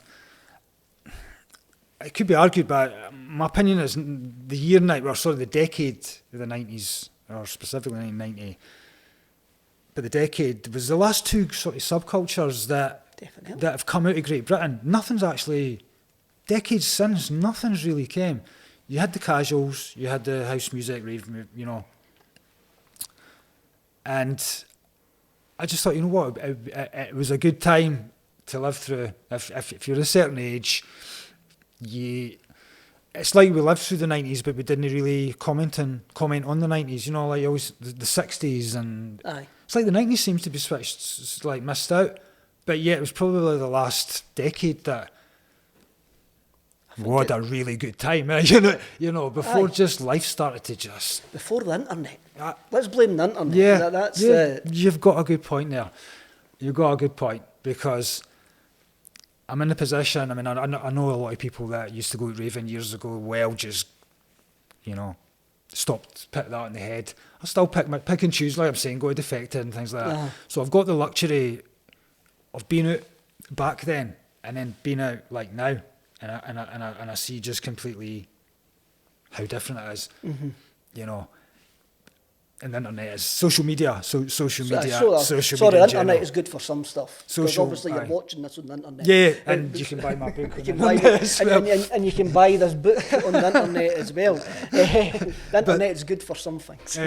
But you're right, because back in those days, there was a bit more an innocent time. You didn't need to be putting on your act for your picture going on social media. You know, if you had to make a wee arse of yourself in the pub, nobody's filming you, and then, you know, it's like, so that's why I attempted that. I just thought, you know what, maybe flip it. Like, I'll introduce some of my own real life experiences, because there's nothing better writing a book than there's nothing better than real life. You know, some of the stories that your mates or has happened to you are way better than anybody could come up with fiction. You know, it's just, and so as a result, you know, like the Quadrophenia, how it kind of turned sour for Jimmy. I've done it but with a different spin and acid, and it didn't really have to turn sour, but ecstasy, acid house has come along, and this is what happened to a lot of casuals.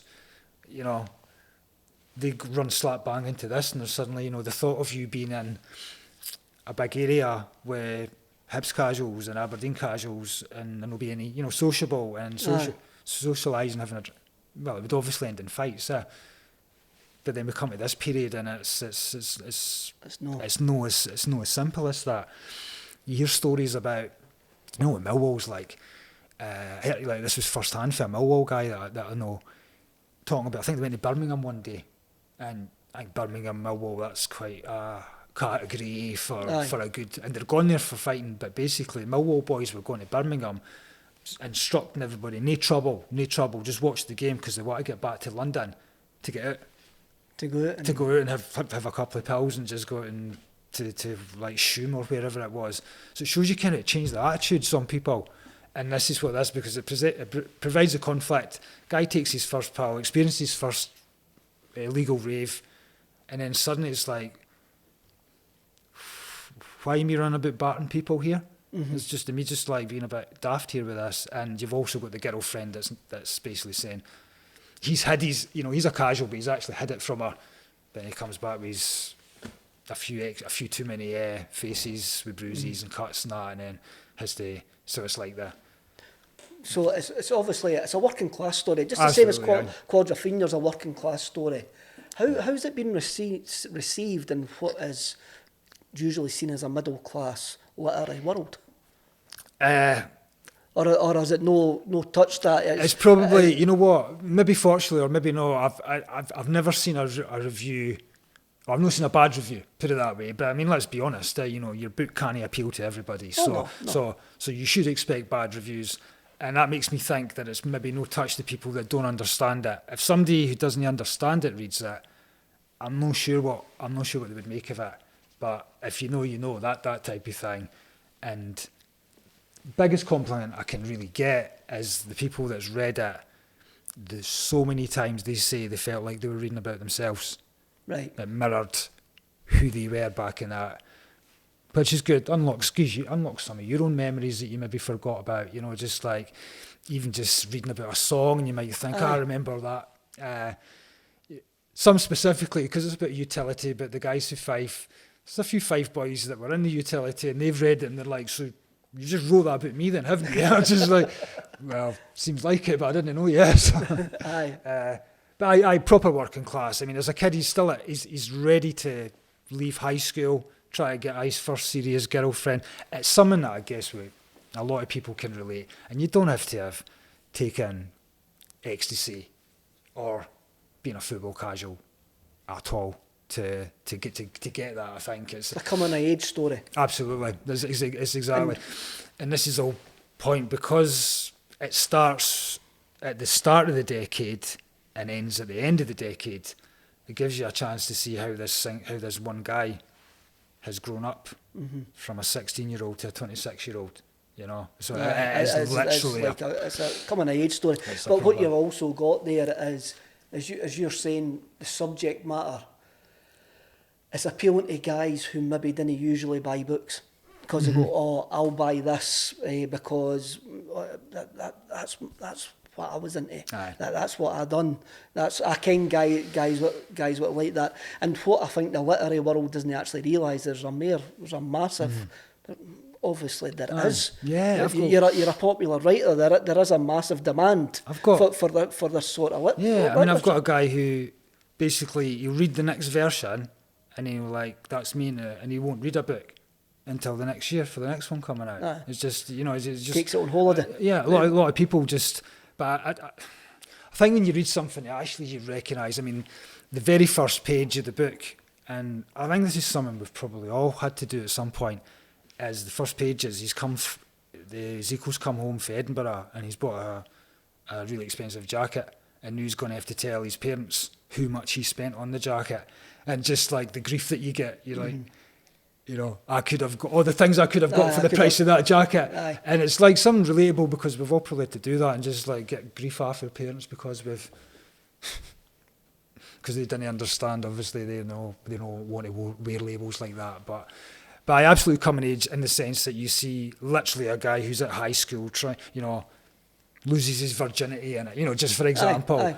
And I think you kind of see the difference. And I specifically done this because he's a kid, he loses his virginity, he goes through a lot, but this 6 years later, 6 years is a long time, as you know, and specifically it kicks off in the next chapter, the next book, and he's waking up with a strange girl beside him, because he's a DJ now, and but the whole point is he'd never had sex before, and then 6 years later he's waking up with strange Spanish girls in his bed, you know. It's a great thing that you've managed to make. You're a full-time author. This is what you do. So you've got the Ezekiel trilogy. You've also got two other books, Muirhouse, and you'll need to say the Spanish. El Corazon Valiente, which is Spanish for Braveheart. I believe. Aye. So El Corazon Valiente is Corazon's Zico's dad. Zico's dad.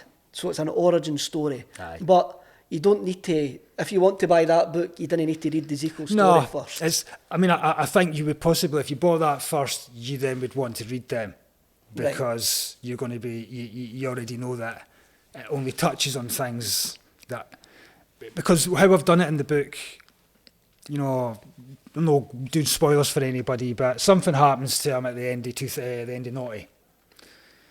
And this is how I've picked up the new book, but then I go right back in time to how he got started, and it will make people think twice about the trilogy, because I'm sure they just think he's just the bad guy, which he is, but you can find out why, you know, you find out why somebody becomes a bad guy, and it's no often, so it's no often sort of their fault as such. No, definitely isn't. Definitely isn't. How can people buy your books, Johnny? Because I ken you're an independent publisher. I mean, preferably always just Direct. Go through the website. I don't know if the camera would pick up because it's really small, but it's got the website there, Pan and Arrow. Or through my socials, my Instagram, my Twitter. But at the end of the day, you know what, I appreciate anybody buying a book from wherever, if it's Waterstones, if it's Amazon, but it does make you cry when you see what Amazon take from what you put so much hard work into. So your own publishing company is like Pan and Arrow Publishing.co.uk. You can get, Johnny's actually written 5 books, so you can get them there. You've got a 6th one coming out for Christmas as well. I'm going to bring it in Lockdown November. been good to you for writing? Aye, it's just like, you know, they always said like Tarantino had a plan, he knew exactly which films. I'm not that far away from that. I've already know up to 10 books. I mean, the fact I've written 6 books just blows my mind. You know, it all hinged on that.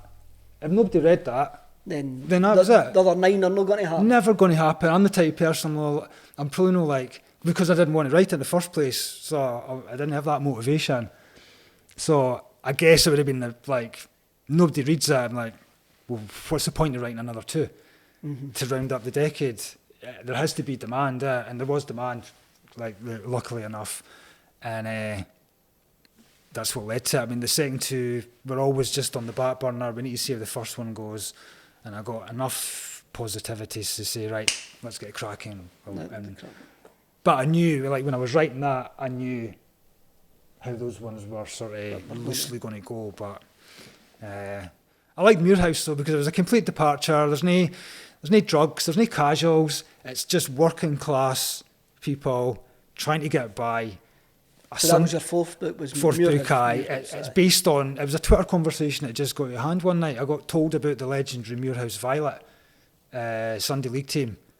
Like, is it the Mean Machine, like that film, Mean Machine? It pretty much seems like they were something like that.